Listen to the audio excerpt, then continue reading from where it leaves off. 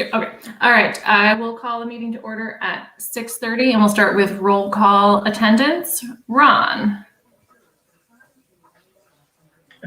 Menino here. Sarah Beth. Kenny present. Brenda. Brenda present. And Margaret. Margaret present. And Hall present. All right. First item on the agenda is to approve the minutes. We don't have them yet, so we'll just take care of that in January. Next up is public comment. I did not receive any public comment, so we can skip that. So we are ahead of schedule, and we're up at your update, Dr. Morris. Sure, I'll be quite brief. I know Ms. Whiting-Jones has more thorough updates in her part. We chatted about that today. I really have just quite brief. Ms. Whiting-Jones has. There we go. Sorry about that. So just two quick ones. One is that we had a really successful flu clinic across the district today.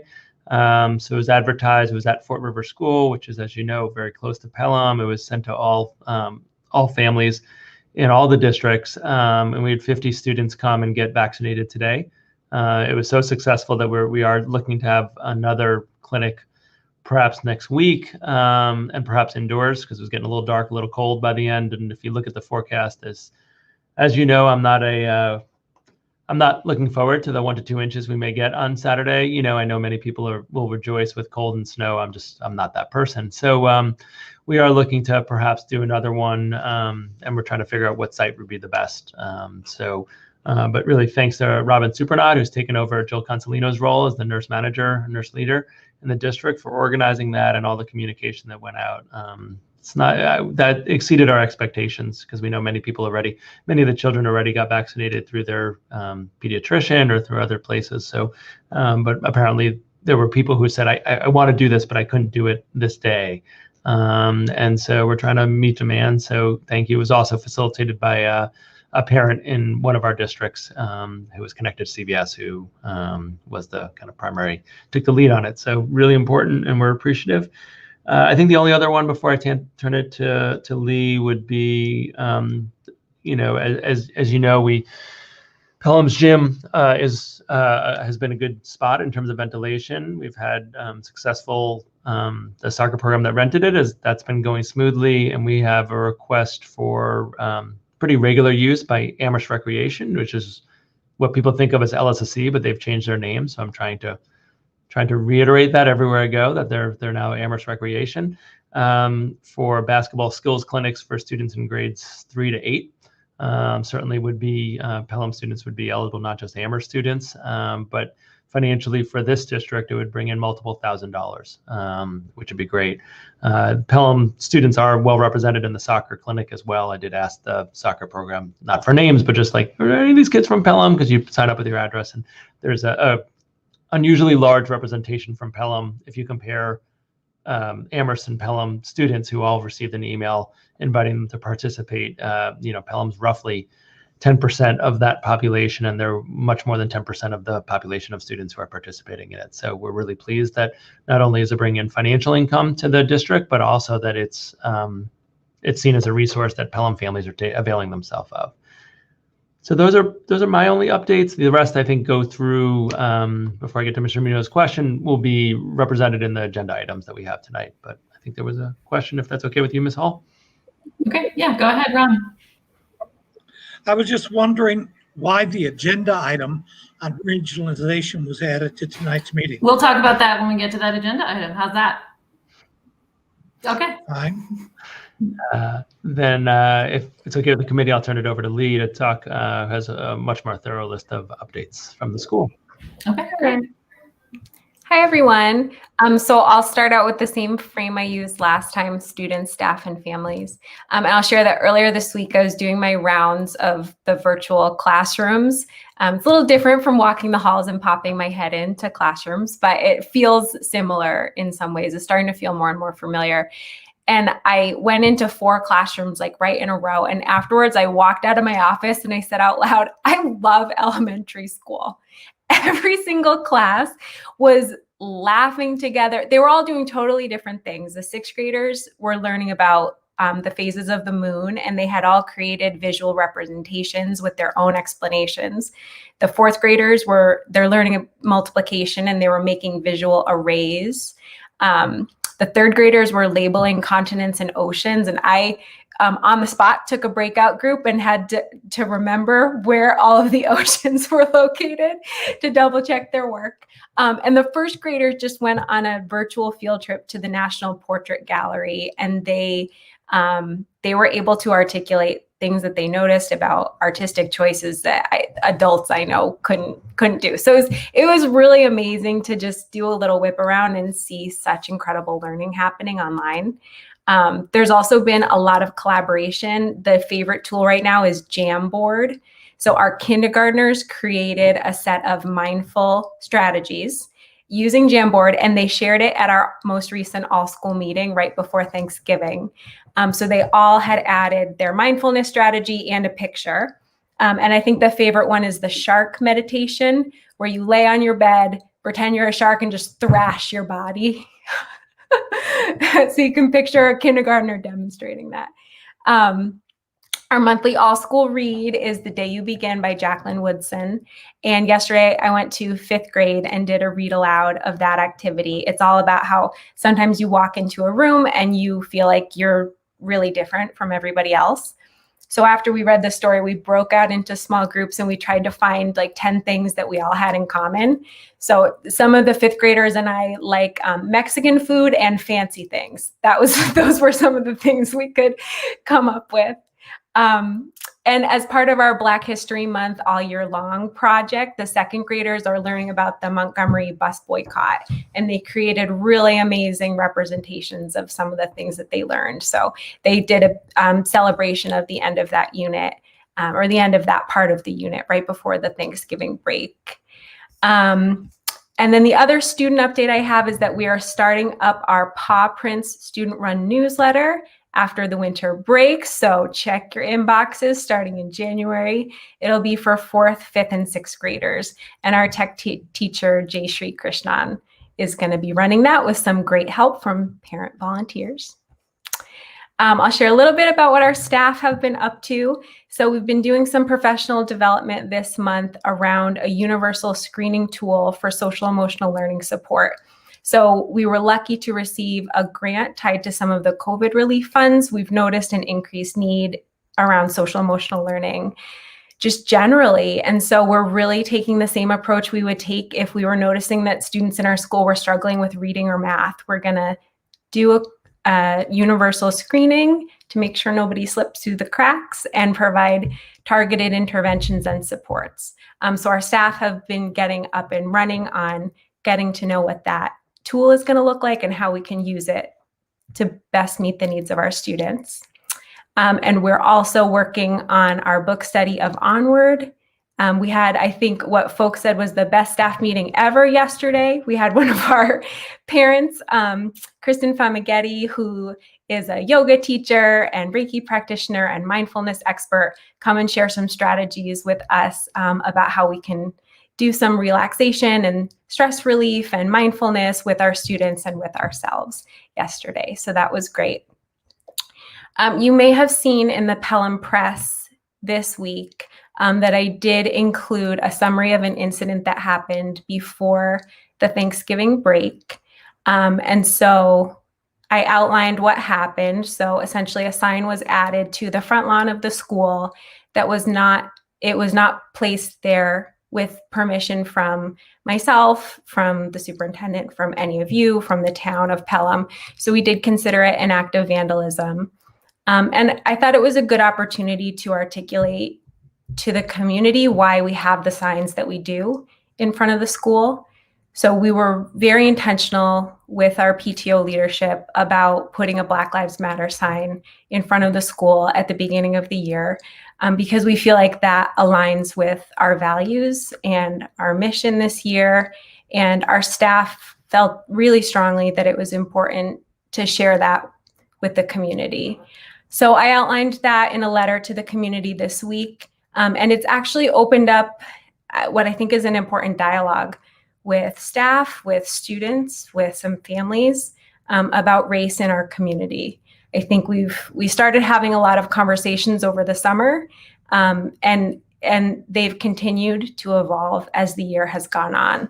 So we have a few opportunities to continue that dialogue. In December, our second grade teacher, Katie Thurston, is going to facilitate a discussion of the podcast series, Nice White Parents. And so that will be a continuation of our book study group for families and for staff to join us.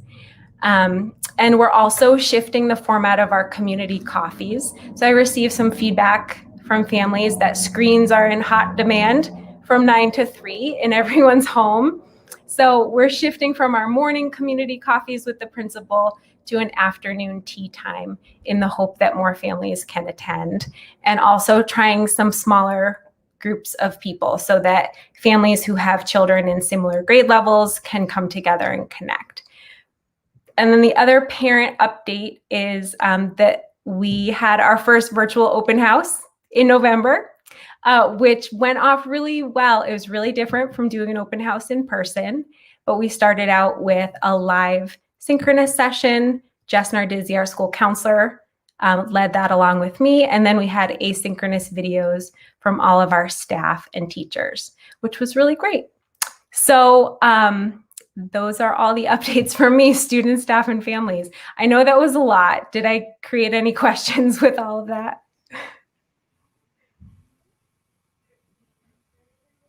Any questions? Yeah. All right. Thank you so much. All right. Next up, the fall 2020 update. It's the last one I can give for fall 2020 update, right? This is the last meeting of fall for this group. And I think, Lee did a lot of the update of what I would have said in terms of the work that's happening. I think just to be explicit about it, I know we're talking about metrics later, but we are not close to hitting the metrics required for under the memorandum of agreement for a return to in-person. I think it is worth mentioning here that I have received a phone call from the Department of Education inquiring about that, because Pelham, as of last week, the town-by-town results come out on Fridays, has had fewer than 5. When it's fewer than 5 cases, the state doesn't release the number, but the town of Pelham has had fewer than 5 cases throughout the entire pandemic. So they did inquire. I think they are looking at towns that are not back in person, who are not in yellow or red or even the green. They're just in the gray, which means too few cases. So, I shared the information that this is not a decision that's independent of the bargaining unit, and the bargaining unit for the Pelham Public Schools, the same as the bargaining unit for the Amherst and Regional Public Schools. They have the same agreement, and so it's not governed by Pelham specific metrics. It's by a much broader set of metrics.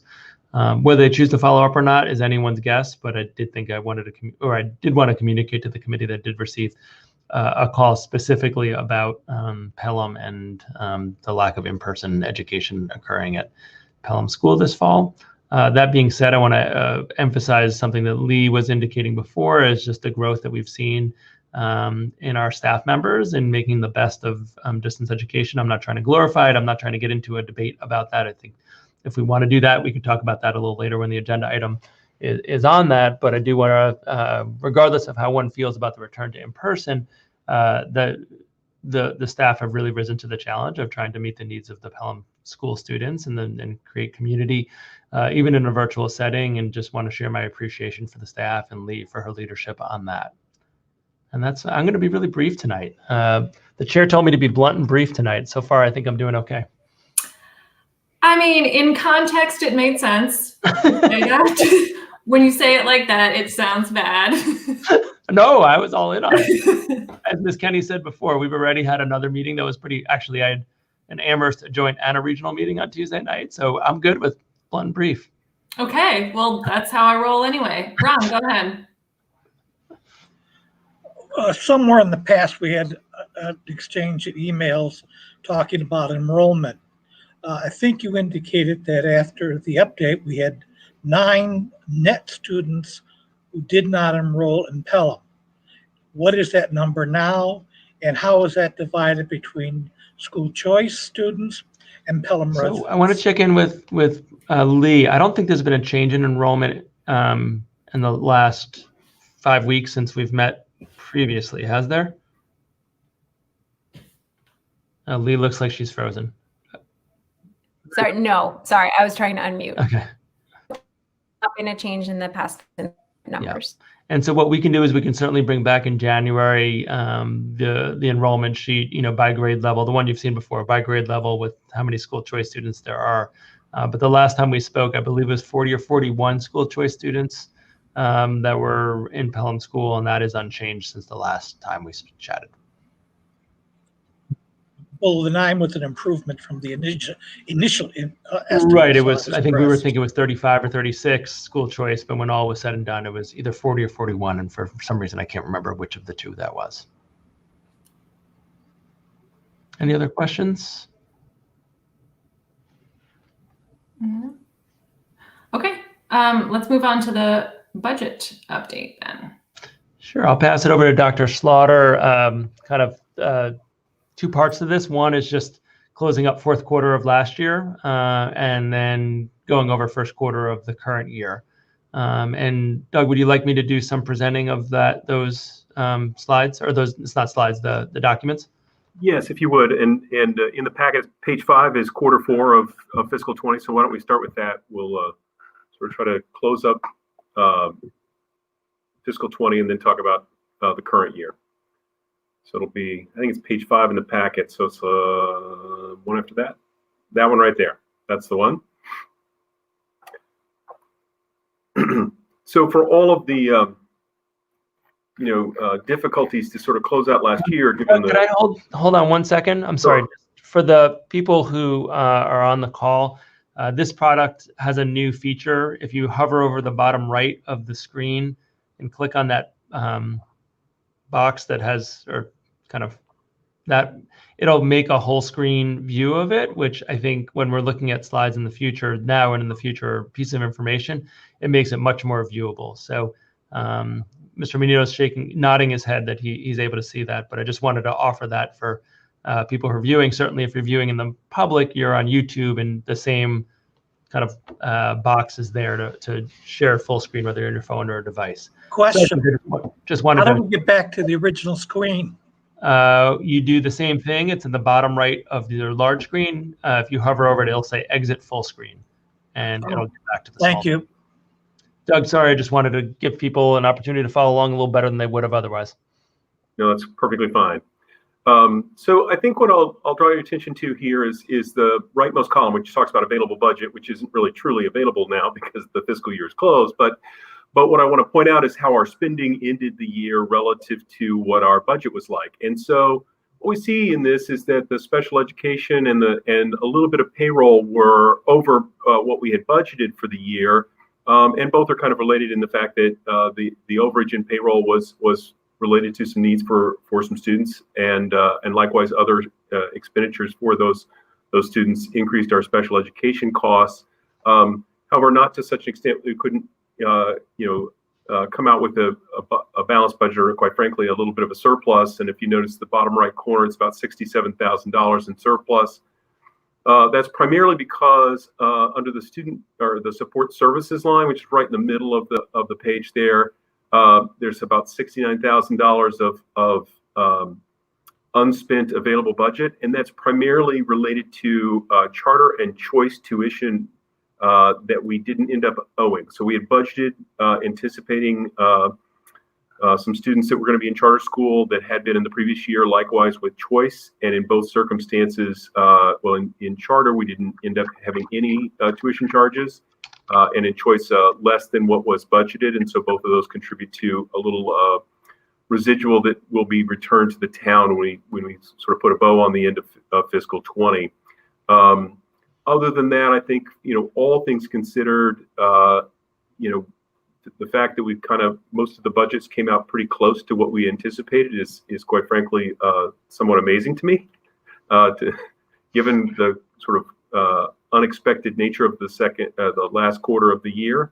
But nonetheless, I think it put us in decent shape. We did end up utilizing the full amount of school choice funds that we were anticipating, which the last time we spoke and I presented information to you, I had indicated that we would, and I did. In that circumstance, use the full $315,000 worth of school choice for fiscal 20. So that is included in here and has, in a sense, reduced some of the payroll costs and some of the other costs to keep them on budget. But that's why we have school choice money to help us support our school and the programs that we offer through it. I think I'll pause at this point and see if anybody has any questions relative to what they see on this chart. Mike, can you stop sharing? Oh, thank you. All right, good. Any questions for Dr. Slaughter? No? Okay. You want to move on to quarter We'll talk one? about quarter one, and while Mike brings that up, it's just the previous page or so on that. As you glance at that grid at the top, it seems as though, by and large, it's pretty uneventful, and yet I still have two areas that are highlighted in red. I'll get into that a little bit as I go through this. But in general, our spending to date in fiscal 21, and again, quarter one ended on 9/30, which was very, very early in the school year, especially with the 10-day delay in students starting school. But nonetheless, things are generally on track. If you look at the percent of budget used, you'll notice that payroll is at 10.7%. That's very low. I mean, it's typically about 15%, so we're a little, I'd say, ahead of what we expected in that regard. If you look further down and you see like administrative services, which is at 62%, which might be concerning normally because you're hoping at a quarter of the way through the year you'd be at about 25% on the sort of use of your budget. In that area, and likewise with facilities management, you see this to some extent. There's some purchasing we do at the beginning of the year, or encumbering of money that we do at the beginning of the year. So we do our software licenses at the beginning of the year. A lot of, like in facilities, we will open and encumber money for our heating oil and our electric bills and some of that sort of stuff. And so that tends to sort of boost that number and make it look a little bit higher than is perhaps what you'd expect in that regard. But so far, I think our budget's generally, doing pretty well. All things considered, we will see, we've not done much transportation, so our transportation costs, which are showing zero right now, is mostly because at that point they had the busing company hadn't billed us yet. So that's why it's actually a zero. But there will be bills coming, but we will have some savings there because the cost for transportation is less because we've done very little in-person schooling. It won't be zero, but it will be somewhat less than what we perhaps budgeted, and that will probably help us out in some of the other areas of this budget. The reason I marked the two areas of special education and facilities management in red is mostly because, while we have some support from the federal government regarding, the things we need to do for the pandemic and to operate and function well within the pandemic, both from a safety standpoint and an educational standpoint. There's a lot of unknowns there, and we have a number of things that we're going to apply to be reimbursed for through the CARES Act and through FEMA. Not all of that will be considered eligible expense, and so those types of things will end up hitting our budget. Those two areas are the areas where that's most likely to show up, and so that's why I've highlighted them with a color of red. We're hopeful that there'll be a second CARES Act that comes through, hopefully soon, but fairly soon, just because it will help us to continue to support the school's operation and the programming that we need to do to support our students through the spring. If that doesn't happen, things are going to get very, very difficult as we go through the year because there'll be expenses that we're going to need to take on, to meet our obligations, both moral and legal, relative to our students, and so that'll put a real strain on the budget if there's not some additional support to help us out with that. There are going to be some savings throughout the budget as we go through the year. And so those will help mitigate those extra expenses in other areas. But if there's not additional support from outside, it will get difficult as we go through the year. And as a result of being prepared for that, we have frozen our budgets. Obviously, we're still spending on essential things. So if we need materials to teach the students, so if we need art supplies or we need textbooks or books for a particular class or a unit that's happening.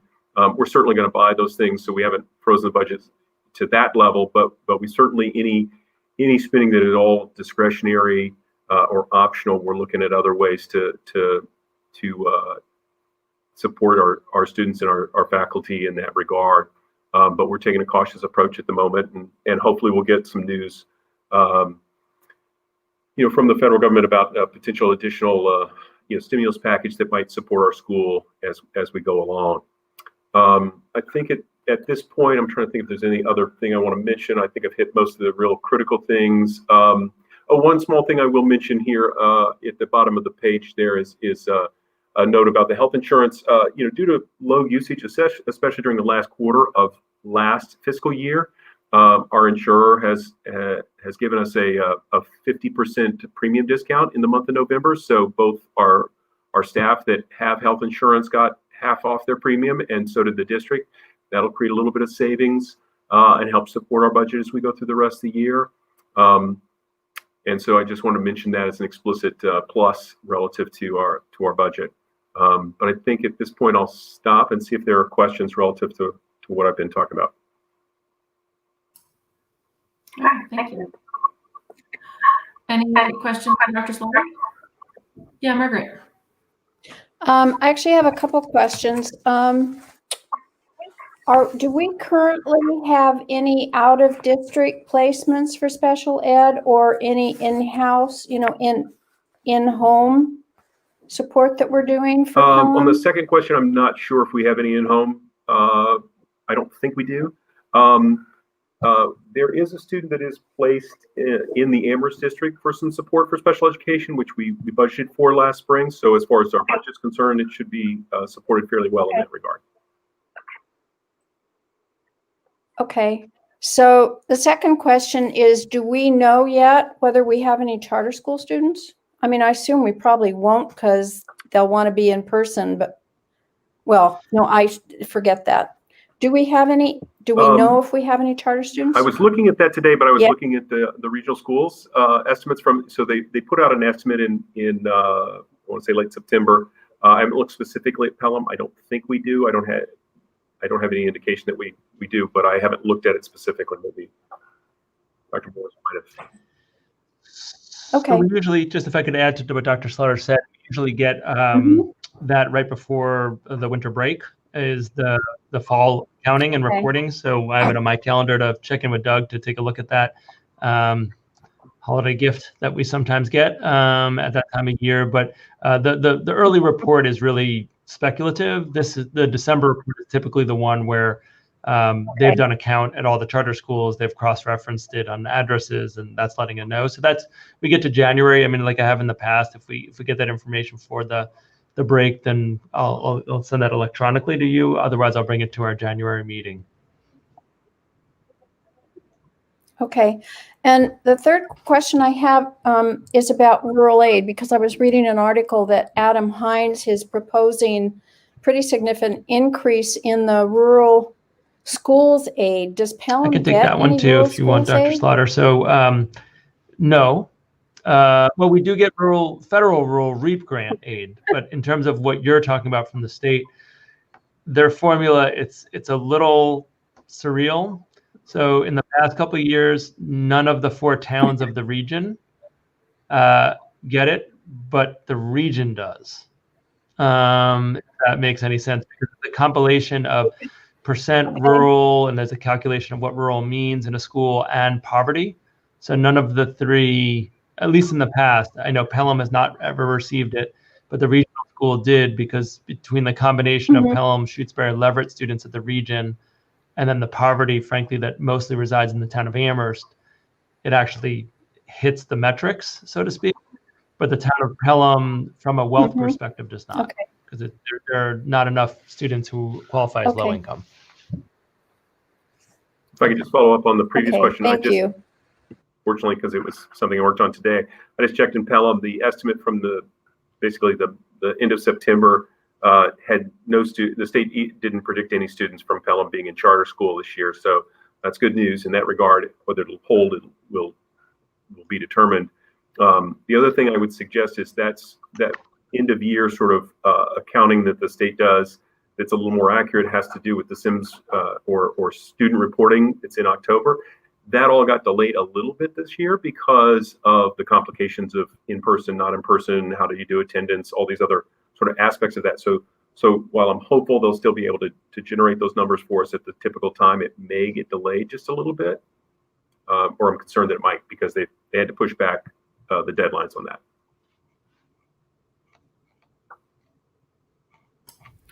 Can I just ask one question, Doug, on the support services and facilities management, where we're hoping for some CARES Act money or other money? What's the scale there? What types of amounts are we thinking? That's a really good question. So part of the difficulty is, there are things that, so for example, in the facilities management, so some of what's in there are things like we bought PPE, so we bought masks and gowns and hand sanitizer and that sort of stuff. And so, they said, go out and buy this stuff and charge it this way and and then they kind of changed the rules after the game started. So it's a little difficult as to exactly what will or won't get reimbursed or not reimbursed, which is, kind of horrible, but everybody's in the same boat. But the difficulty is we sort of are going to sit on some costs. We don't know how big that number is. And so that may be one of those things where a second stimulus package, they are better at articulating rules on the front end. So we can, sort of identify more clearly what things that we're currently doing we can continue to support that way, what things we can shift to that, et cetera. So it's a little difficult. It could get really bad. I don't want to be, I don't want to sugarcoat things. I'm hopeful that won't be the case. I mean, so I'll say that, but I won't get more specific. I think it's a little bit too speculative. It's okay to be blunt in this meeting. We've already established that. It's fine.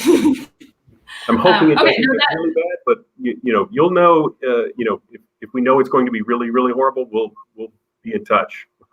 Oh, sure. Yes, please do. Yes. Yeah, understood. Okay. Thank you. Any other questions on the budget update? No? Okay. All right. Thank you, Dr. Slaughter. All right. Next up is capital planning. And so on this one, Mike, if you want to, I think the Excel sheet is probably a little too much to look at right now. Yeah, I was just going to suggest that. The memo.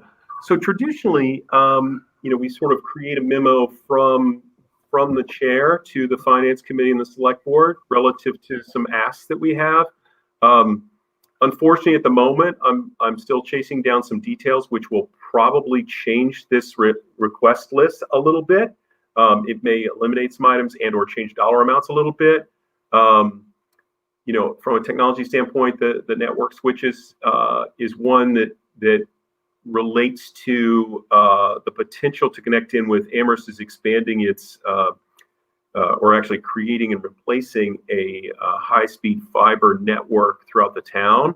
And then they're going to ultimately, because they have some, water resources in Pelham, they're going to run some of that high-speed network into Pelham, which allows the Pelham school to potentially, connect into that. And but the timeline on that's a little unclear at the moment, which will change whether or not it's imminent that we need the network switches or not. And so I need to have another conversation with our IS director, Jerry Champagne, a little bit about how we might want to approach that. And then, and so that may change how that looks in this list versus, how the computer replacements look. The other two items, the school security upgrades, there's a door on the library side of the building that the sort of physical mechanism that opens it with the card swipe is not working properly, and additionally, just that system is showing its age. It was secondhand when we got it, and so there's a control panel for the school that we need to replace. That's what the school security upgrades are. And then the interior renovations and upgrades. We had previously, you guys and the town of Pelham had authorized some spending to do some painting and some other, I believe, furniture purchasing. the remaining amount of funds that had already been appropriated are not quite enough to do the paint work that we need to do. And so there's an additional ask this year for some additional paint. So I'm thinking the priorities 2 and 4 will likely stay unchanged. They may change which priority they are once I get a little more information from the information systems director, but the other 2 are likely to change given a little bit of information I got this afternoon regarding the timing of the town of Amherst plans relative to their installation and implementation of their high-speed fiber network. So as a result, that's why I wrote the memo to you guys to inform you and start to have you thinking about these things. But I think we're going to probably have to follow up with the finance committee and potentially the select board in Pelham, perhaps just a touch later. We'll share this information with them, obviously, and move ahead once we have a little clearer picture. But I'm happy to take any questions people have about those 4 items. And I'm hoping to discussion about how we might want to proceed relative to informing this finance committee and select board about our requests. If I could add one thing before we get to questions, that priority 1 is a really large priority from a teaching and learning perspective. I think one of the challenges that we're facing is that in many of our other school buildings in the town of Amherst, we have many teachers coming in and staff members coming in to teach from the building for a whole host of reasons. Some people, it's because it's a better environment than their home in terms of distractions. But a lot of it's because the Wi-Fi or they're in a wired network that's much faster than what they have at home. And that's not true at Pelham. It's actually the opposite is true, where, Pelham teachers see come in to do distance learning as a last resort, because even the wired network is slower than many people's home networks. So, I think, as Dr. Slaughter said, that's something that's connected to the town of Amherst. I'm not going to get into the long history, but essentially there was an agreement that the town of Amherst had that they were going to replace and do their own fiber loop instead of using an existing one from a utility company. And this is getting that online. And because of the proximity to the town line, the town of Amherst, where the school is located, this would have a huge impact, not just in this distance learning era, but actually in general for Pelham. I've been countless, not recently, obviously, but countless faculty meetings over the last 5 years where I'll go in either to check in or I'm presenting something with either Dr. Slaughter or formerly, with Mr. Mangano when we come and talk about budget with the staff. And it really is a problem. So I just want to note that it's network switches, the title of it, which is appropriate and accurate, doesn't really tell the full story of the importance of that from a teaching and learning perspective. But that's all I wanted to say. If I may just add one other little thing about that, just to that point, it also, when that network is available and we can potentially connect Pelham to it, it changes the infrastructure needs of the school.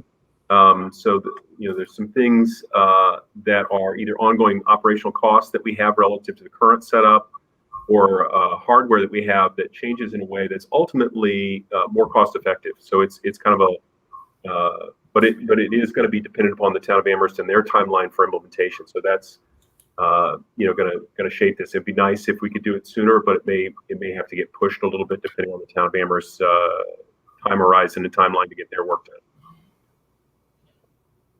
All right, thank you. Yeah, Ron, go ahead. I understand that currently every Pelham student has a Chromebook. When we go back to normal, really normal, and all students are in person, would that eliminate the need for Chromebook cards? So I think that no, not really. So in going to one-to-one with everyone having a Chromebook, I mean, what we've traditionally done in the younger grades is the machinery, like the Chromebooks, stayed in the building in the cart, and they weren't something that kids would take home or take back and forth. And so that model may return because I think, to have, first graders toting around a Chromebook, I mean, physically they can generally do it, but there are a lot of other factors involved with, kindergarten, first and second grade, third grade, even, as far as attending to that piece of machinery, getting it home and back, that sort of thing. So it's likely we'll probably return to a similar model that we had before, where those types of devices are going to stay at school most of the time. But I'm sure there'll be times, if we have inclement weather and we decide, let's say it's 2 years from now and it's inclement weather predicted, and we decide to be prepared for for remote learning for a day or so while a snowstorm goes through. That they could be something that the kids go home with on those days. I think that we've all gotten up the learning curve on how to do some of that sort of stuff.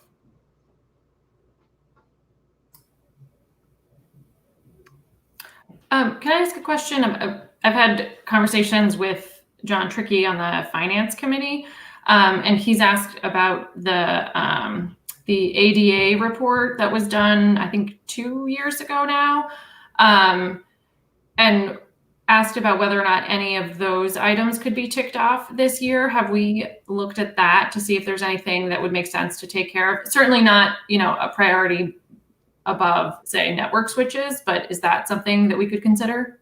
So at the annual town meeting in June, one of the capital items was a $10,000 ask and was granted by the town of Pelham for ADA compliance and work. So we do have a resource of $10,000 currently in capital spending, and that's part of we didn't want to ask again this year, just from the standpoint of can we, we don't want to stack up a bunch of money and have it just sit and not utilize it. So Right. with $10,000 in place, there's some ADA compliant tables for both inside and outside cafeteria, a picnic table outside and an interior table that have been purchased with those funds, and there are additional items like that are on the facilities director's agenda to start using that for. So we're going to be making progress on those ADA compliance topics, and then if you look at the kind of grid, you'll notice that the ADA compliance in subsequent years, it doesn't have something in 22, but I believe in 23, 24, 25, it has a $5,000 ask each of those years. The out years 23 and on, we haven't looked at as closely yet, but nonetheless, we did keep those subsequent years and the need for continued efforts in improving the ADA compliance and facilities at the school, are in the plan for sure. Okay, great, thank you. And then the only other thing I would say is that we are having in town the capital planning meeting on December 16th. So, I don't think we have to have everything completely final by then, but I know you're still waiting on some information. Is it the type of thing where it's like a matter of weeks, or we're talking about like we'll know more in February? No, I think quite frankly, given what I learned today relative to the town of Amherst plans, I'm going to have a conversation with the IS director, probably not tomorrow, but probably early next week, and then I can sort of readjust this memo and send it to you. The thing I will say is that the number of items, those four are going to be the four, and so it'll either be that or less. So I may pull something off of this list from the standpoint of if the network switches isn't something that's going to happen, or that we need to reserve the money at this moment because the timing of the work that the town of Amherst is going to do. That if that comes off, then of course everything else moves up one. Obviously, I'll have that conversation with the IS director, like I said, probably early next week. We'll try to get, I'll get the results of that conversation kind of composed and sent to you. So it'll be, I think the thing I would share is that the committee can know that this is a fairly complete list, and it may get smaller, or dollar amounts may get smaller. It won't get bigger as far as an ask of the town relative to these capital items. But I can get you a refined list probably middle of next week. Okay, that's great. Thank you. Any other questions or comments on capital planning? No? Okay. All right. Next up, health metrics and memorandum of agreement. So we had put this on the agenda because we had one meeting where we couldn't really talk about it at all. And so I know of, there's not an update to share, although Mike, I don't know if there's if you want to tee this up, or if it's just if committee members have questions. Yeah, I think it's really just that what I shared earlier, that I did, the only update is I got contacted by the state about this. Yeah, I think Pelham does have, checked while Dr. Slaughter was talking, and they come out on Thursdays. So Pelham has 7 cases right now over the course of the pandemic. And so they inquired as to, as I mentioned before, why Pelham didn't have in-person happening and hasn't for a while. I shared the information with them, and that's sort of where we are. In the town of Amherst, they had a community chat today, and one thing I shared, and it'll be repeat information for I think some people at the region, because I think I might have mentioned this the other night, is I do definitely have gotten some community feedback of like, can't you just override the MOA? And so I respond that my job is to implement the policies of the school committee and the contracts that have been agreed on by the school committee, and not just the APA, but all of our bargaining units. And from time to time, there'll be disagreements of interpretation of those contracts. That's not a unique to Pelham or Amherst thing. That's everywhere, right? I think the language is really clear on this particular topic about, return to in-person. So that's sort of where I sit on it.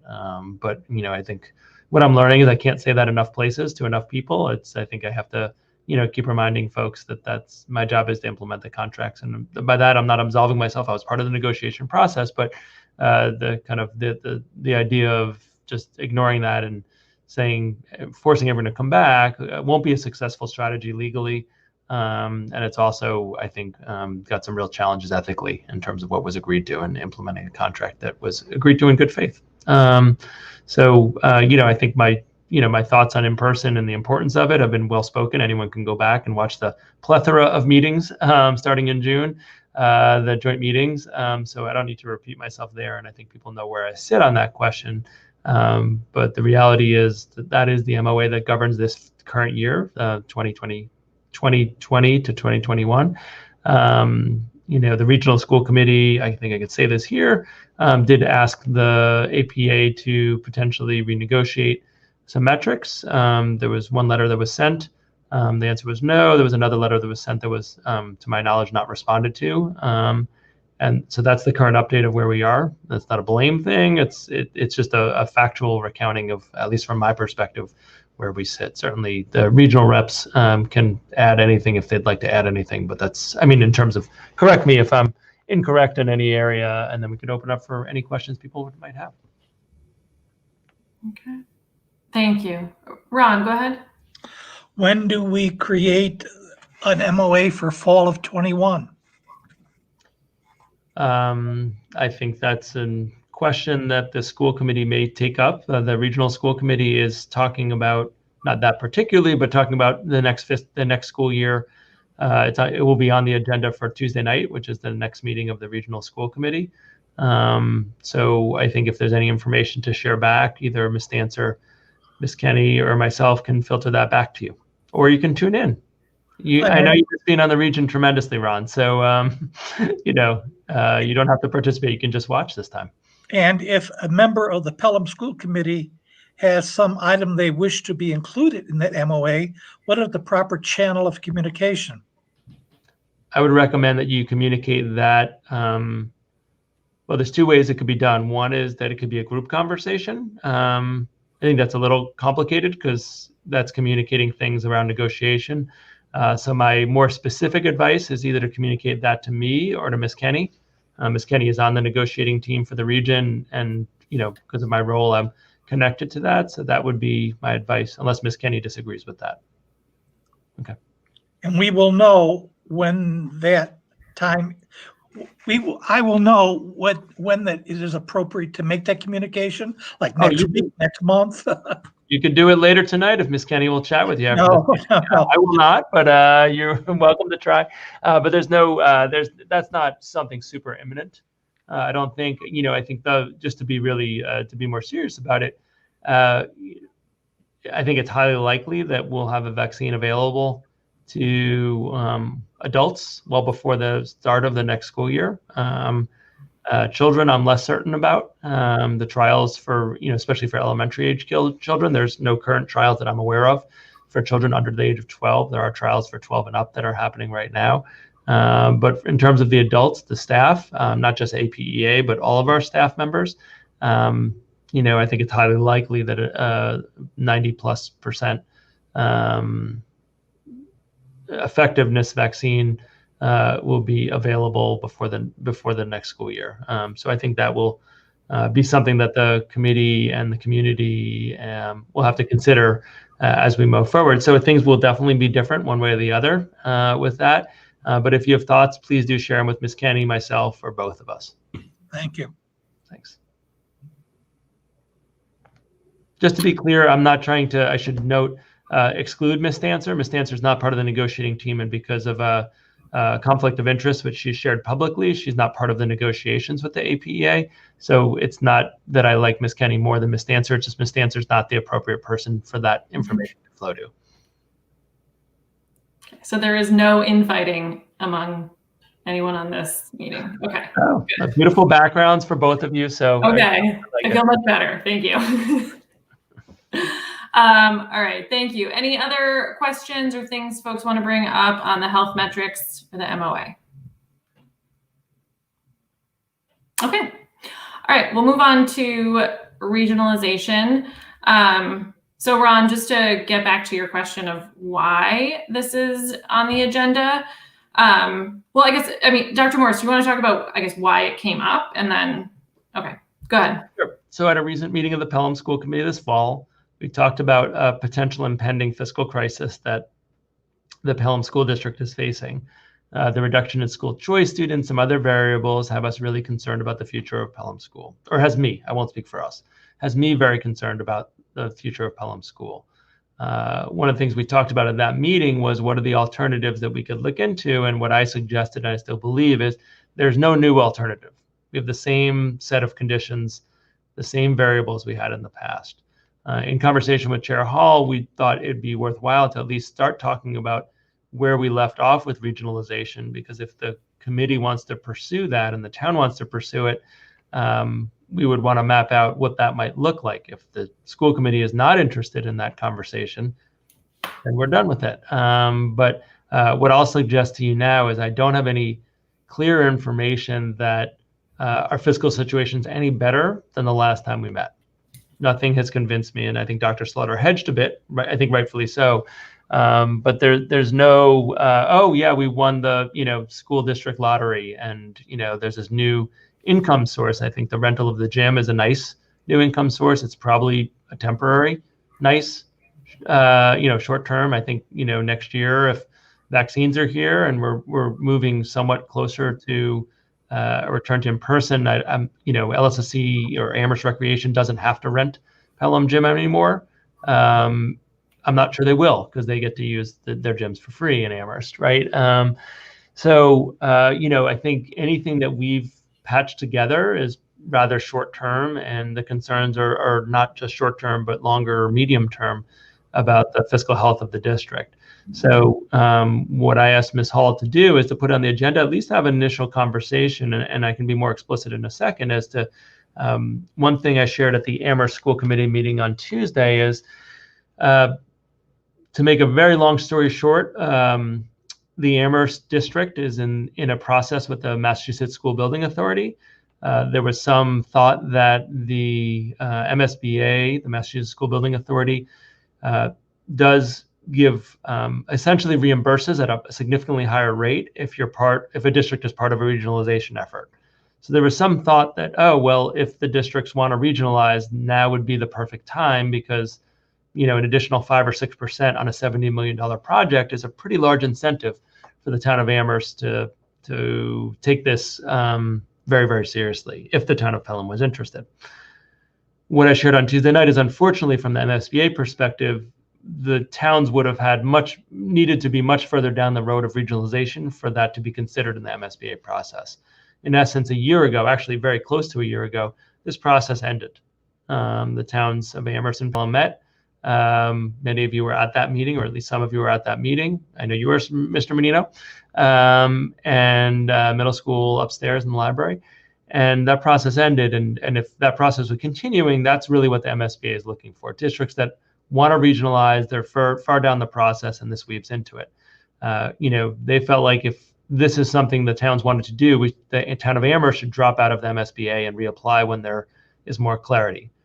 I will tell you that the town of Amherst is not going to drop out of the MSBA process and wait to see about regionalization if they're going to reapply. So that's the not so good news, perhaps, around this. At the same time, I'll be done in a quick minute. I'll stick with I'm doing well with blunt, I think. I'll try to get to brief.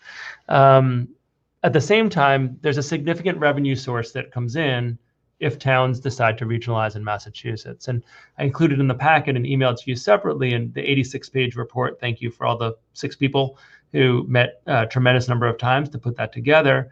And that report really documents what the savings would be, or new income, I shouldn't say savings, what the new income would be, and also really is clear about what are the 2 stumbling blocks that are the most significant ones. One is how the new income is divided between the towns, and the second one is governance. Those were 2 areas, despite working with a frequent meeting schedule, getting support from consultants that we got a grant to pay for, that the groups had trouble getting to consensus on. And so, I think for this committee to consider is is it worth kind of bringing up that conversation again? We have a lot of the data, a lot of it hasn't changed in terms of what, new funds would come in, and B, what process moving forward would the committee, want to take in terms of talking to the town of Amherst and taking next steps. If it's a committee's not interested, that's great, but I did feel like given the fiscal situation we were in, at least having the conversation tonight was a worthwhile use of time.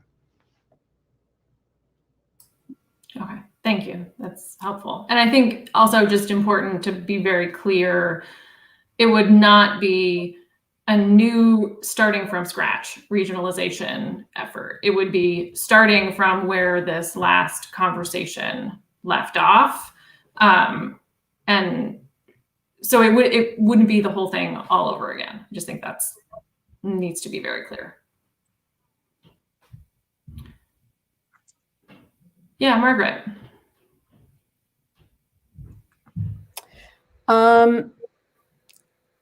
My recollection from that meeting was that Amherst pretty much said, we don't want to do this after an awful lot of work. And I find it hard to me, it seems like starting this conversation again is probably not going to get us any place different unless Pelham wants to give up some things, particularly in the governance area. So it's just my 2 cents worth.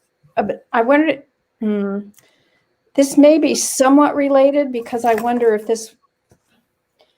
the survey that was done on families who left the district, do we know what the results were just for Pelham? I know we had it for the region. And do we anticipate many families coming back in Pelham?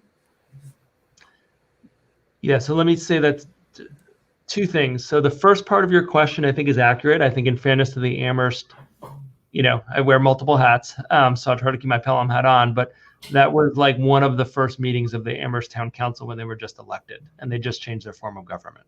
So I think there was some apprehension from that and about it, and that may still be true. But I also just, the context matters, right? That they were a group of people, 13 people who were elected. I think it was like the week before or something, or installed like the week before, jumping into a conversation about a pretty massive governance change. So I don't know if there was a scenario by which any new group of 13 people would say, yeah, let's keep doing that. And I think, to be blunt, there was also a lot of vocal resistance from the town of Pelham at that meeting. So, that mattered and I think influenced the mood of that meeting. I'm not criticizing it, but that's how I remember it. And I looked back at the meeting minutes and that's reflected. I think on your second question, it'd be pretty identifiable if we disaggregated for Pelham because it's a pretty small number of families who left. But I do think there is an interest in some families in coming back. The tricky thing is in terms of the choice numbers, which is some of the driving figure on this. Choice families, when they homeschool, that's not actually quite how it works, right? They homeschool with their home district and they'd be leaving the district. So there's not necessarily, I mean, theoretically there'd be a seat waiting for them, but it's not as natural a flow. Because if you're requesting homeschool, you request it from your home district, not your choice in district. I think there's some limits to what we can gather from that survey for Pelham, particularly on the topic of school choice students. Yep, Ron. I believe there were two main financial incentives. One, the transportation piece, and then the other piece, the reimbursement of the cost of the new Amherst building. To clarify, you've said that piece where they would reimburse more for the Amherst building is off the table. That's no longer available. That's correct, because the timing, when they're making a decision about enrollments, which is happening this month, they being the MSBA, and they see that a process ended a year ago and there's no signs that it's being resurrected, they're saying, if you want to do that, you're not ready to really regionalize, which is true. I can't argue the logic there. So that's off the table. But the regional transportation, the about $245,000 a year, that would still be on the table, so to speak. And when do we get to express our opinion as to whether we should re-engage the regionalization discussion at this meeting? Right now. Go for it. Oh, well, I'm against it. Okay. The assessment method, I've always argued that one group is going to be subsidizing the other. Amherst will be subsidizing Pelham, or Pelham will be subsidizing Amherst, unless the assessment is the exact amount that we're going to spend on the Pelham school. And the formulas weren't that. The formulas were formulas. And sometimes the formula would charge the Pelham residents more than the cost of running the Pelham school. And sometimes it would charge the town of Pelham less than the cost of running the Pelham school.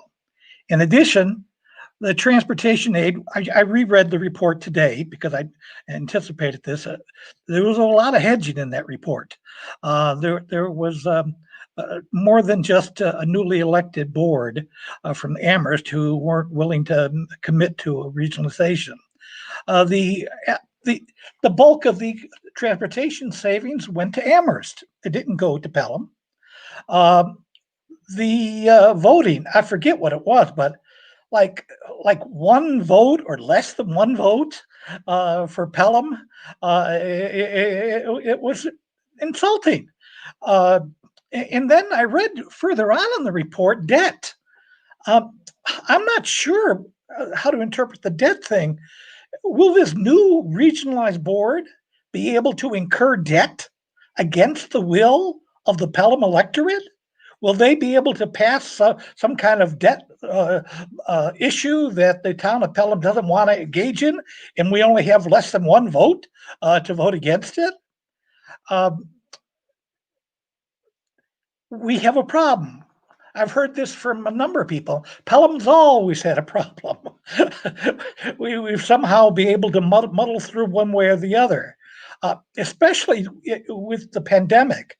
I think we may have to have this conversation next year after the temporary impact of the pandemic passes. Let's see how it settles out. I'd be willing to consider this maybe next year, but not this year. And there are a lot of other reasons, but that's it. Okay, thank you. Yeah, Mike, go ahead. So this isn't to try to disagree with you, Ron, or argue with you, Ron, but I'm going to show the slide about the cost savings. And actually, the problem with the cost savings is Pelham always makes out. The problem is that Amherst doesn't always make out. And so I want to show that, and that's a real problem in terms of getting Amherst to engage in this, is that the savings primarily go to Pelham, which doesn't play well. So let me show the slide, and I can walk you through the numbers. There we go. I'm going to go this way. So again, that button where it makes it larger is going to be really important on this one, because there's a limit to how clear I can make the numbers. So what you see at the negative numbers indicate cost savings. So if you look at any of the years, you can see that the bulk of the methods used would have 6 digits of cost savings for the town of Pelham, and pretty minimal cost savings for the town of Amherst. And in some years, actually, it costs more. For FY20, some of those formulas would have Amherst actually paying $40,000 more, and Pelham saving $320,000. I have a question. So can I finish, Ron? And then I'm not going to get into all the 5 assessment methods because I think that's perhaps beyond my capacity tonight. But what Sean, who worked on this a lot, was trying to do was trying to find a more fair method, and it was just very, very challenging to do. And even if you look at alternative 3, which if you scale it, looks probably appropriate for the size of Pelham, size of Amherst, I would argue that for the $17,000 of savings, that's probably not enough to make a difference where all the loss of autonomy that you'd have. So I think Ron's larger point about how the financing works is very accurate, but Pelham always saves money in all the scenarios. It's Amherst that doesn't always save money or doesn't always save enough money to perhaps make it worth it for them. I was interested in the divvying up of the transportation savings. There's $260,000 in transportation savings. How much of that goes to Pelham? How much of that goes to Amherst? Yeah, so this chart is trying to show that. Okay, I don't understand the chart, I guess. Yeah, so the chart is showing the estimated changes to the costs associated with assessment methods. So in every single method, in every single year that it was studied, Pelham would end up being assessed less than it currently is paying for educating its students. The challenge is alternative 3, the savings are pretty low. And in methods 1 through 4 that Sean developed, the savings are significant for Pelham, but they're not that significant for Amherst. I'll be blunt to say, I'm going to stay with Sarah's thing about being blunt. For $60,000 a year, Amherst is not going to regionalize, right? That's just not enough of a cost savings to make it worth all the changes that would have to come into place. So I think your larger point, Ron, about the finances being a problem about how the cost savings work equally is a very good one. And it was one when it was looked at 2 years ago and a year and a half ago that we weren't able to resolve, but it wasn't because Pelham wouldn't save money. In fact, it was often because Amherst was saving so little that the incentive for Amherst just wasn't there to engage in it. And that still may be a problem. Well, we'll leave it at that. But my point is maybe Pelham the costs go down, but maybe the cost should have gone down more with an equal. I read the assessment protocols. I'll read them again, but I still don't understand. The main gain is $260,000 for transportation aid.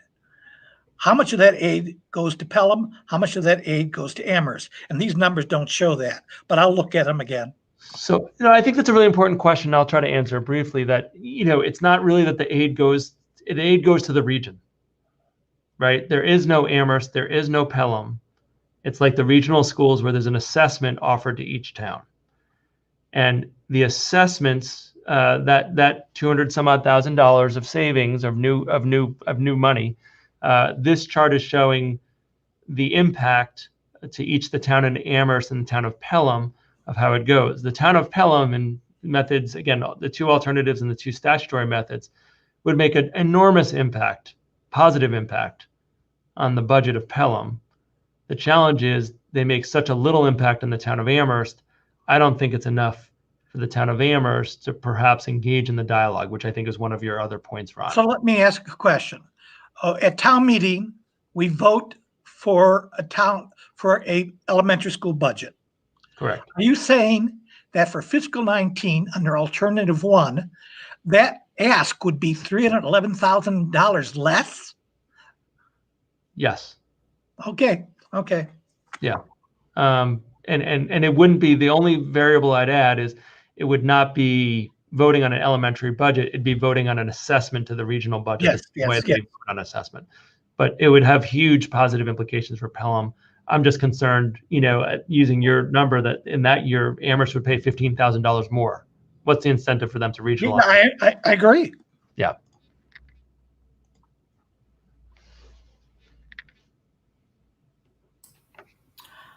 I think we should look into this. I think it only has even a slim chance of success, though, if we're willing to give things up that we weren't willing to last time around. I mean, and certainly the details in that report are really important, but I guess for me, when we have our finance director and our superintendent in October coming to us with some pretty dire budget predictions and no real indication that anything is going to change in the immediate or distant future to make those things better.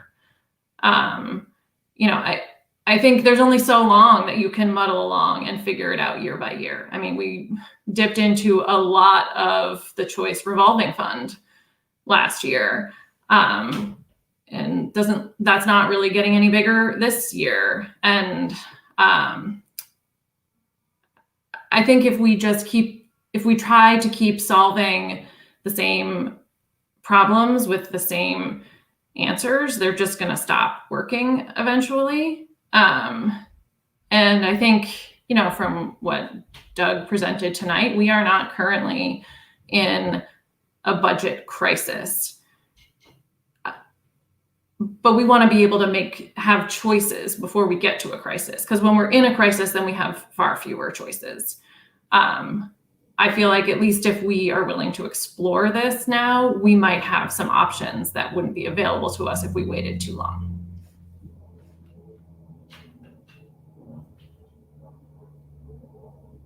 Margaret.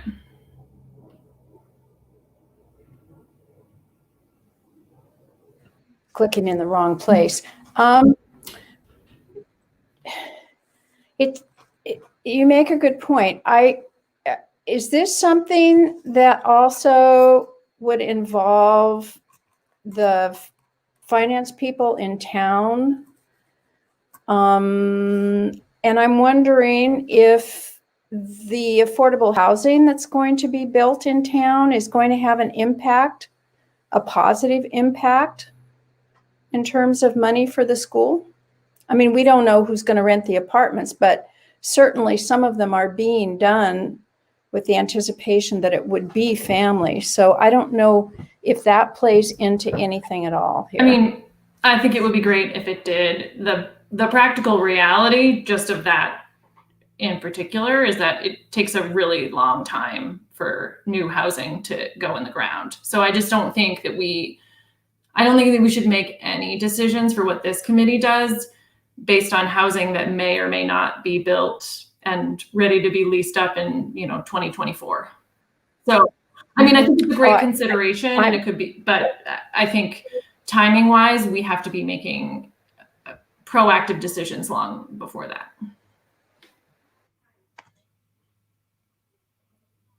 Ron, are you raising your hand? Oh, okay, sorry. Yes, go ahead. 3 questions. Would you please make a list of those things you want us to give up? I think we gave up everything in the original proposal. I don't know what's left to give up, but would you make a list and share it with us? Well, I mean, I can say it right now, governance and money. In the spirit of just being. Well, we gave up. We accepted one vote. I don't know. That wasn't fun. Mike, you can probably speak to this more eloquently than I can. So 2 things. I don't know if that question was directed to me, and so I'm not asking you to do anything. I'm just trying to present an option for you to perhaps pursue. I think when I was saying the money and the governance, those were the 2, in my opinion, heavily unresolved issues. That, we didn't have an assessment method that ever got recommended. They looked at a number of, and I think there's 4 different governance models. There was never a recommendation. And so, if the committee wants to pursue it, it might be good if Amherst is willing to, and I have no idea, full disclosure, absolutely no idea whether they would, to actually have a group that says, okay, we think this is the method that could work in terms of the finances. We think this is a fair approach towards governance, and then see how people respond. But in terms of what I'm asking you, it's just whether you want to pursue this, and even what This document has a bunch of choices without even a recommendation. And I'm not trying to criticize the group that worked on it. They just never got there because it sort of it ended before they got to a recommendation place. But I think one of the hard things from my perspective is without those two things, even with clarity of like what a group would recommend, it sort of just stays in this stagnant place. I'd almost rather, if the committee wants to pursue it, a group get together, if Amherst is willing, and say, we think these are this is the best way to do the finances. We think this is the best way to do governance. And you all say, no, that's terrible. It's not going to happen. As opposed to where it is now, where like no one even knows what the real plan would be. And again, that's no critique to the people who spent a tremendous amount of time putting this together. But I think there's not actually that much to respond to because there's not a recommendation that's clear on either of those items. Yep, Ron, go ahead. My second question, you said we can build on this, but doesn't town meeting have to appoint a special committee, and the town of Amherst has to appoint a special committee and then basically formulate a new report? Isn't it? Well, is that true? Well, I mean, I think eventually it would have to become more formal than it is. What we're talking about now is just trying to get a read just on these 5 committee members here to find out what folks want to pursue. I think from there, it would make sense to have another stage of a more informal exploration into this to see, we're not going to have the town vote to create a board here if Amherst is like, well, we're not creating our board, so have fun at your meetings, So I think we would have to do something informal first. And then if folks in Pelham wanted to engage and if in Amherst they did, then we would have to get more formal. Yep, go ahead. My third question, and it really depends on what's the impact of our discussion, and that is this ultimately has to come to a vote. And it wasn't clear last time whether it was a town-wide vote or whether it was a vote at the annual town meeting, because it would make a difference in terms of whether I could, well, I'm only one person, so I mean, it can't hurt me to discuss it more, but I don't see, well, point, is it going to be a town-wide vote or an annual town meeting vote? Meaning, if we pursue this and if ultimately it comes to that point where... Yeah, let's assume that the committee recommends regionalization. Amherst recommends regionalization. It won't happen unless the town of Pelham chimes in. Does the town of Pelham chime in through a town-wide vote, or does the town of Pelham chime in through a vote at the annual town meeting? Yeah, go ahead, Mike. Yep. I believe it's a vote at the annual town meeting because the town meeting in Pelham is the legislative body that would make such a vote. It would have recommendations from school committee, select board, probably finance committee as well. But it's not, it doesn't involve an override or something like that where it would occur at a town-wide level. That's my current understanding. Those are my 3 questions. Okay, great. Thank you. Yeah, Doug, go ahead. So recalling my service in town meeting in Amherst. So because Pelham is a full town meeting and not a representative town meeting, it's effectively like an election. So it's, I think in the legal eyes of the state, either is equal. And so town meeting, having a vote or taking action is the same as having a ballot question that you have at it. Okay. So it's the same, I think, in either case. I mean, I understand operationally there are differences between how people approach that and whether people will attend town meeting versus go to the polls, but from the legal good to standpoint, know. Thank you. They're the same. I don't know which way to put. I'm going to go with Brenda first and then Margaret. Go ahead, Brenda. I think that it would be worth exploring regionalization and kind of moving this along, because also, there's not specific recommendations, and maybe if we had specific recommendations or at least consulted with Amherst to see if there have been some changes in the economy that would make, this more interesting to them, or they'd want to think about it. I don't know how much the school committees on both sides have changed. Maybe there's just different players. different conditions. I just think it's worth looking into. Certainly, I have lots of concerns as a town resident, but I think considering that this has been an ongoing conversation since I moved to Pelham, it just seems like moving this process along so that if we get into a tough position, we're kind of ready to move forward. I think that would be wise.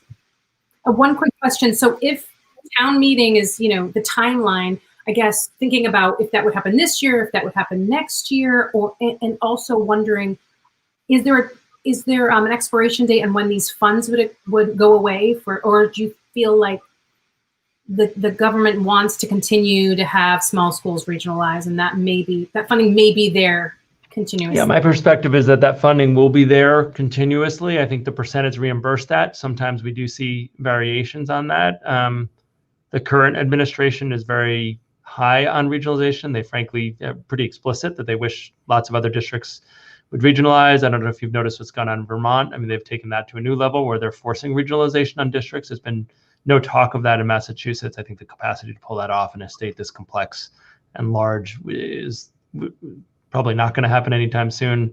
Vermont has a very small number of districts, so their superintendent conference calls with their previous to COVID with their commissioner were generally in person. Like everyone just got together. It's like 38 people in Vermont or something like that, and that doesn't happen in Massachusetts. So the scale's really different. But I do think the commitment's there. There's actually a state law that any reduction to the regional transportation line has to be met with a similar reduction to Chapter 70. It's not always implemented with fidelity, as Dr. Slaughter could tell you, and Mr. Mangano before him, but it was put in because we're vulnerable. But I think in the last couple of years, and it came up earlier, there's actually been a real response to a lot of the work, a lot of concerns about rural schools. Pelham is a member of the Rural Schools Coalition, or has been anyway.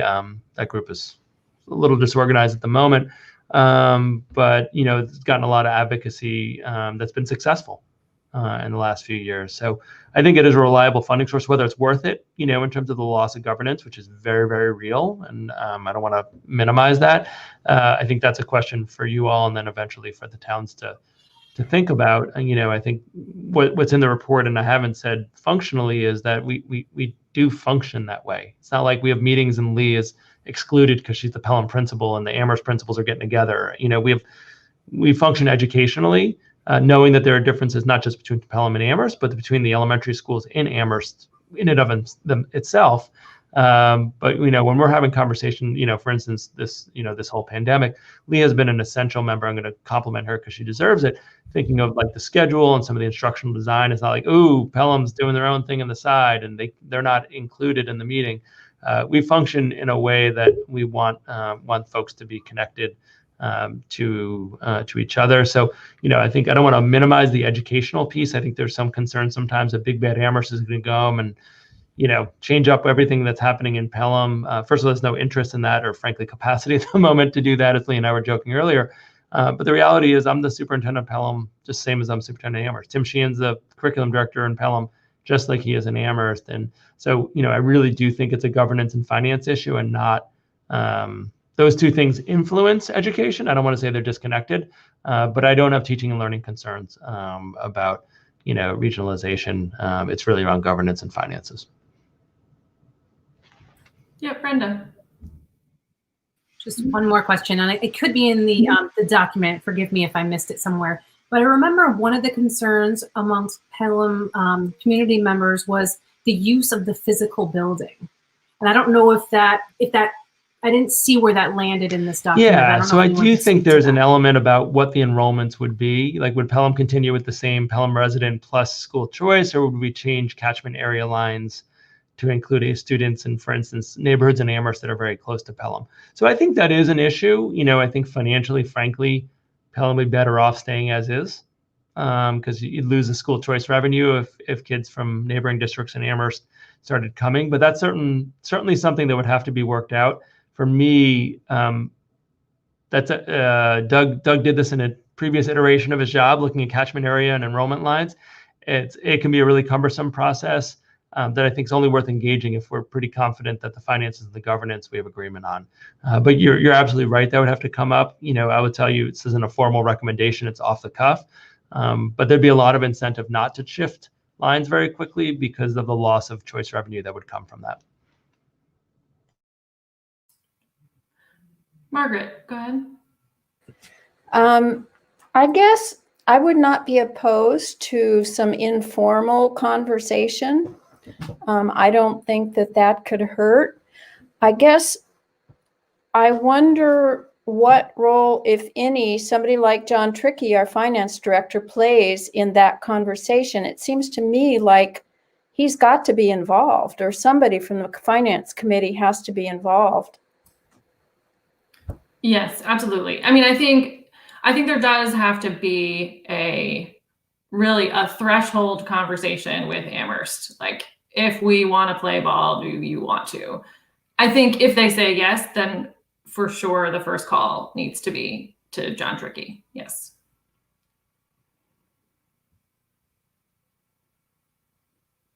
Any other thoughts? Oh, yeah, Ron. I second the involvement of John Trickey from the very beginning of this discussion. Great.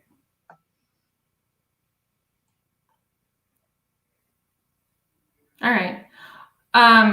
Sarah Bess, I don't mean to put you on the spot, but you don't have to say anything. But if you wanted to share anything, just because I haven't heard. So no pressure, though.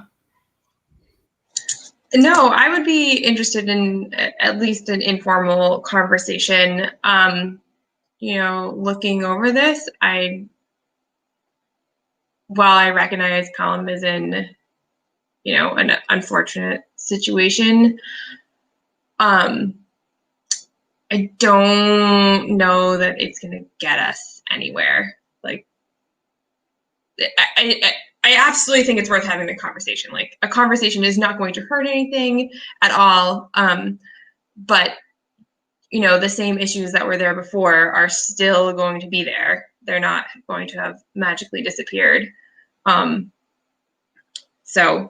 yes, an informal conversation and see how that goes. I mean, it doesn't hurt to talk to people. So on both sides, like, not just, hey, Amherst, do you want to come play ball with us? But the rest of our Pelham team, how do they feel about that? It sounded from reading this, there was, not a lot of warm fuzzies that happened, but the conversation is good, especially now. Like, I think Dr. Morris pointed out, like, we already function in many ways as a region with the elementary schools. Like the MOA we talked about earlier, right? Like, that includes all of the elementary school teachers as well, not just the regionalized middle and high school. So there are already pieces and parts that operate like that. So sure, see how it goes. Okay. Great. So in terms of next steps, I think I will just reach out to the chair in Amherst and start that process and then report back as I know more. I don't actually know entirely what it would look like. So I will figure that out and then report back to everyone. Okay. Anything else on regionalization before we move on? Okay. Sarah? Oh, yeah, Margaret. One other thing, and I mean, this is maybe just a little detail, but doesn't the town own the Pelham School Building? I mean, is that something that was an issue in the regionalization? Yep. So Yeah, if I can answer that one, yeah. And the town of Amherst owns its buildings as well. So they would have to come to agreement about how that would work. And that's true in other districts like Acton-Boxborough, which Lee actually has experience with. That was probably the most analogous district in terms of one more rural town and a larger town regionalizing. And there's a couple of different scenarios that towns can use when they look at that issue. So I think you're right to note it as an issue that would need to be resolved. And also the debt payments that come from, there's still a couple years left, I think 4 years left on Pelham from the construction that happened at the beginning of in the early 2000s. And then, Amherst is certainly going to take on a whole lot of debt for whatever the project it decides, whatever it ends up being. So I think you're right that is something that would have to be resolved in any agreement. anything else? All right. I have 8 warrants, so refill your coffee cup and bear with me.